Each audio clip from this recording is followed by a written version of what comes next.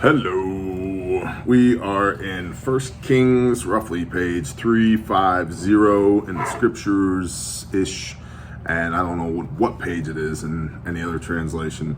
1 Kings chapter 3. Get out your Bible and read along. We're talking about King Solomon now that King David has passed away. King Solomon, who was kind of hardcore. Chapter 3. And Solomon joined in marriage with Pharaoh, sovereign of Mitzrayim, and took the daughter of Pharaoh, and brought her to the city of David until he had completed building his own house, and the house of Yahweh, and the wall all around Jerusalem. Only the people slaughtered at the high places, for a house for the name of Yahweh had not been built until those days. And Solomon loved Yahweh, walking in the laws of his father David, except that he slaughtered and burned incense at the high places. And the sovereign went to Gibeon to slaughter there, for that was the great high place. Solomon offered 1,000 ascending offerings on that slaughter place. At Gibeon, Yahweh appeared to Solomon in a dream by night, and Elohim said, "Ask what I should give you." And Solomon said, "You have shown great loving commitment to your servant David, my father, as he walked before you in truth, and in righteousness, and in uprightness of heart with you. And you have guarded for him this great loving commitment, and did give him a son to sit on his throne, as it is to this day.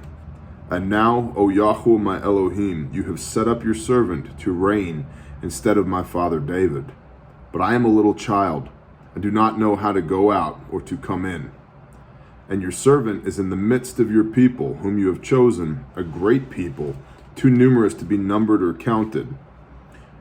Shall you then give to your servant an understanding heart to rule your people, to discern between good and evil? For who is able to rule this great people of yours?" And the word was good in the eyes of Yahweh, that Solomon had asked this. So Elohim said to him, "Because you have asked this, and have not asked for long life for yourself, nor have you asked riches for yourself, nor have asked the life of your enemies, but have asked for yourself discernment to understand right ruling. See, I shall do according to your words. See, I shall give you a wise and understanding heart, so that there was none like before you, and none like you shall arise after you. And I shall also give you what you have not asked, both riches and esteem, so that there shall not be anyone like you among the sovereigns, the kings, all of your days. And if you walk in my ways, to guard my laws and my commands, as your father David walked, then I shall prolong your days." And Solomon awoke, and see, it was a dream. And he came into Jerusalem, and stood before the ark of the covenant of Yahweh, and offered up ascending offerings, and made peace offerings. And he made a feast for all his servants. Then 2 women, whores, came to the king, and stood before him. And one woman said, "O my master, this woman and I dwell in the same house, and I gave birth while she was in the house. And it came to be the 3rd day after I had given birth, that this woman also gave birth. And we were together. There was no one else in the house with us, only the 2 of us in the house. Then this woman's son died in the night, because she laid on him. And she rose up in the middle of the night, and took my son from my side, while your female servant slept, and laid him in her bosom, and laid her dead child in my bosom." 2 ladies pregnant in a house. They give birth 3 days apart. One of them, sadly, ends up smothering her child by laying on top of it after it's born. So she does an old switcheroo. "And I rose up in the morning to nurse my son, and saw he was dead. But I looked at him closely in the morning, and saw he was not my son whom I had born. The other woman said, 'No, but the living one is my son, and the dead one is your son.' And the first woman said, 'No, for the dead one is your son, and the living one is my son.' And they spoke before the king. And the king said, 'The one who says, "This is my son," who lives, and your son is the dead one, while the other says, "No, for your son is the dead one, and my son is the living one." And the king said, "Bring me a sword." So they brought a sword before the king. And the king said, "Divide the living child in 2, and give half to one and half to the other." And the woman whose son was living spoke to the king, for she was overcome with compassion for her son. And she said, "O my master, give her the living child, and by no means kill him." But the other said, "Let him be neither mine nor yours, but divide him." And the king answered and said, "Give the first woman the living child, and by no means kill him. She is his mother." And all Israel heard of the right ruling which the king had rendered, and they feared the king, for they saw the wisdom of Elohim was in him to do right ruling. Somebody knocked on my door. Stand by.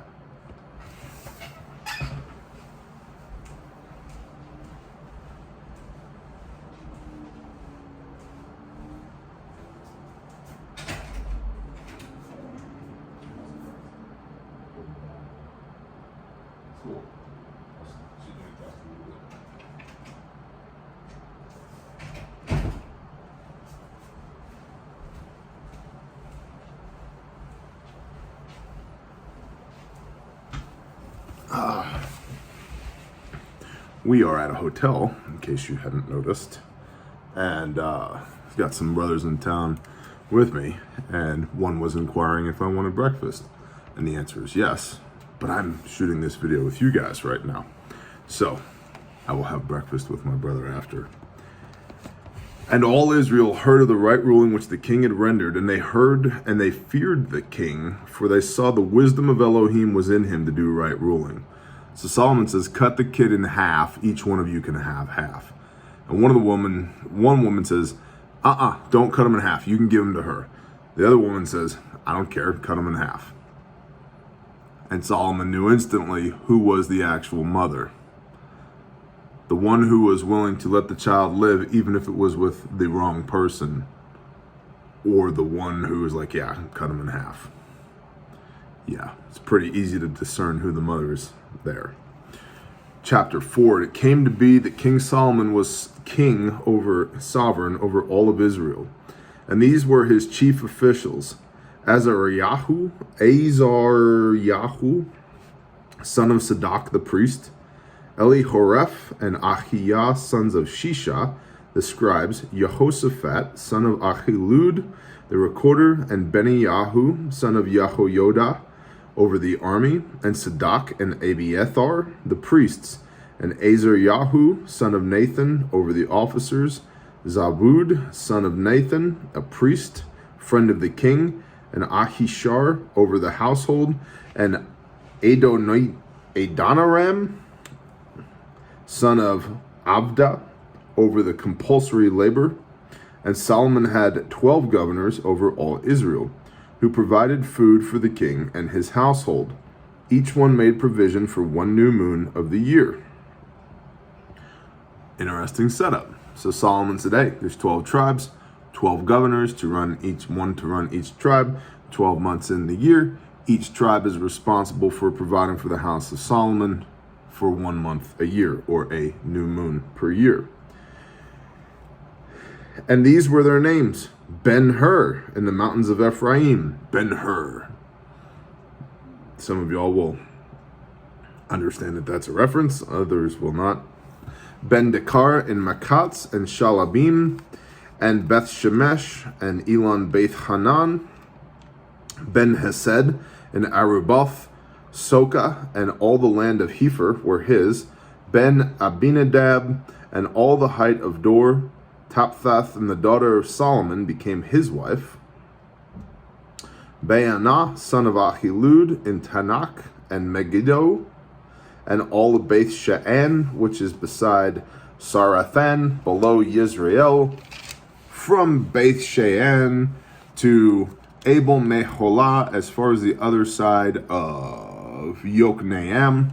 Ben Geber in Ramoth Gilead, the towns of Yair, son of Manasseh, in Gilead were his. The portion of Argov in Bashan, 60 large cities with walls and bronze gate bars were his. Ahinadab, son of Edo, in Mahanaim. Ahimatz in Naphtali. He also took Bazemath, the daughter of Solomon, as his wife. Baanah, son of Hushai, in Asher and in Aloth. Jehoshaphat, son of Paruah, in Issachar.